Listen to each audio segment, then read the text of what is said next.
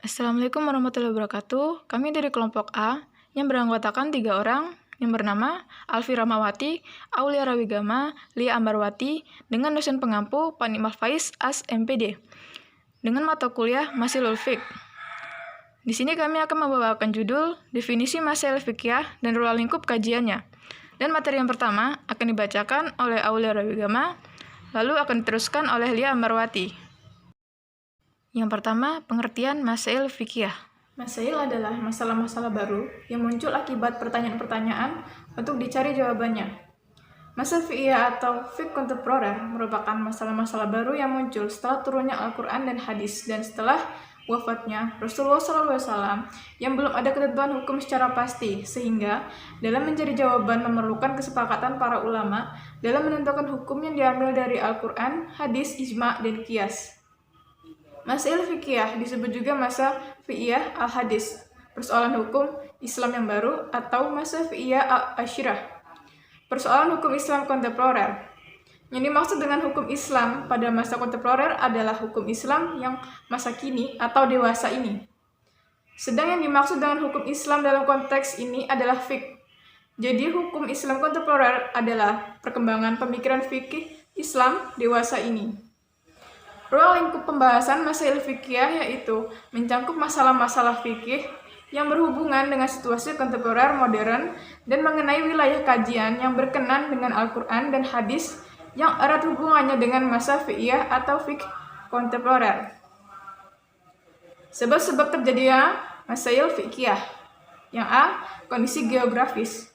Persoalan yang muncul dari keadaan dan letak geografis itu antara lain: yang pertama, bertayamum pada daerah yang kering, tandus, yang kesulitan air. Yang kedua, hukum atau teknik pelaksanaan sholat dan puasa pada geografis yang abnormal dalam hal penentuan waktu. Yang ketiga, pelaksanaan pernikahan via telepon, internet, transaksi, muamalat, dan seterusnya pada kondisi yang tidak memungkinkan untuk bertemu secara langsung.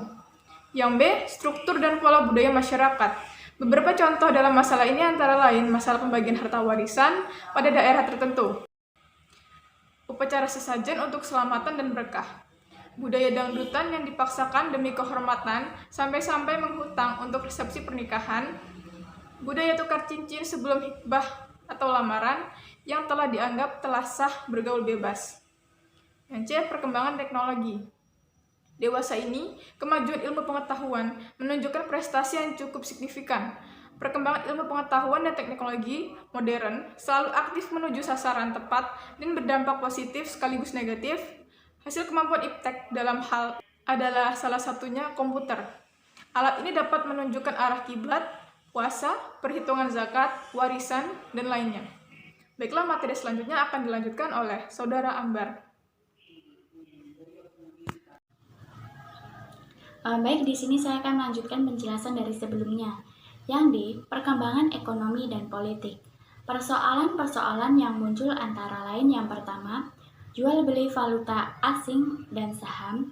Yang kedua, zakat sebagai ibadah dan kaitannya dengan ekonomi keuangan wajib dikeluarkan apabila telah mencapai nisab seperti emas, perak, dan lain sebagainya.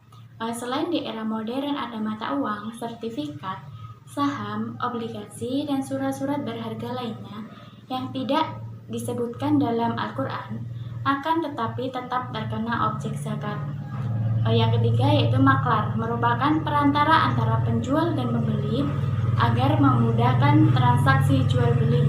Yang keempat, pemimpin wanita, hakim wanita, dan keberadaan partai-partai politik, serta yang terkait dengan itu adalah dampak dari perkembangan ekonomi. Yang E, perkembangan sosial. Persoalan-persoalan yang muncul antara lain yang pertama, transplantasi atau pencakokan dan substitusi atau penggantian jaringan atau organ tubuh seperti jantung, ginjal, tulang rawan, pembuluh darah, dan lensa.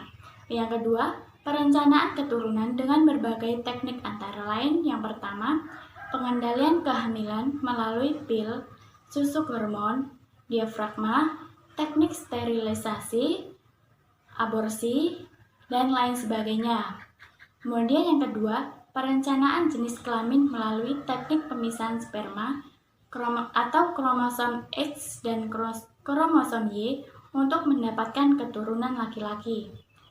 Yang ketiga, inseminasi buatan melalui berbagai teknik untuk menolong pasangan suami istri yang sukar atau tidak bisa mendapatkan keturunan. Kemudian yang terakhir, bedah transseksual atau operasi jenis kelamin untuk menyempurnakan jenis kelamin yang tidak normal atau banci atau mengganti organ kelamin atau non-banci. Langkah penyelesaian masail fikih antara lain untuk menghindari sifat taklid dan fanatisme, mempermudah dan menghindarkan kesulitan, berdialog dengan masyarakat melalui bahasa kondisi masanya, dan melalui pendekatan persuasif, aktif, serta komunikatif. Ketentuan hukum yang akan diputuskan harus disesuaikan masyarakat yang diinginkannya dan menggunakan bahasa layak sebagaimana bahasa masyarakat di mana persoalan itu muncul, bersifat moderat terhadap kelompok tekstualis dan kelompok kontekstualis. Ketentuan hukum bersifat jelas, tidak mengandung interpretasi. Mungkin itu saja yang dapat saya sampaikan. Kurang lebihnya saya mohon maaf. Sekian, wassalamualaikum warahmatullahi wabarakatuh.